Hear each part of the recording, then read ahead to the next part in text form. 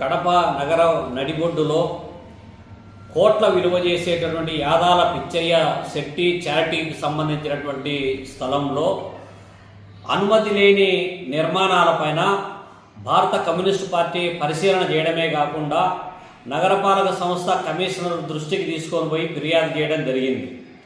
ఈ సందర్భంగా కలెక్టర్ గారికి, మేయర్ గారికి కూడా ఫిర్యాదు చేసి తక్షణం చర్యలు తీసుకోకపోతే ఆందోళన ఉధృతం చేస్తామని చెప్పి కూడా హెచ్చరించడం జరిగింది.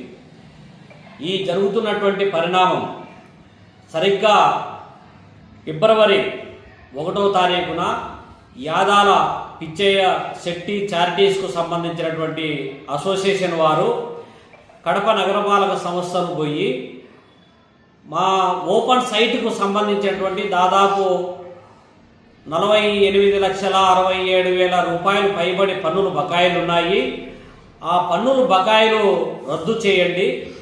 ఎందుకంటే మేము పిల్లలకు చదువులకు సహాయం చేసేటువంటి వాళ్ళము, అనాథలకు భోజనం పెట్టేటువంటి వాళ్ళము, దేవునికి సంబంధించినటువంటి రకరకాలైనటువంటి ఒక ధార్మిక కార్యక్రమాలు వివిధ రూపాలలో చందాల రూపంలో వచ్చే వాటిని మేమే ఖర్చు పెట్టుకునేటువంటి వాళ్ళము.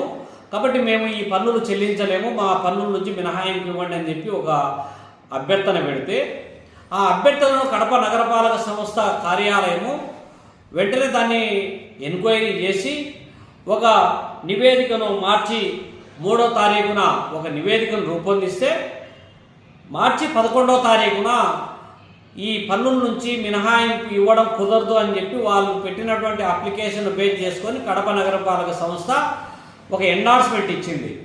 ఈ ఎండార్స్మెంట్ ఇవ్వడమే ఒక పక్కా ప్రణాళికతో కోర్టుకు పోవడానికి కావలసినటువంటి అవకాశాన్ని కడప నగరపాలక సంస్థే ఇచ్చింది అనేటువంటిది మా ఆరోపణ.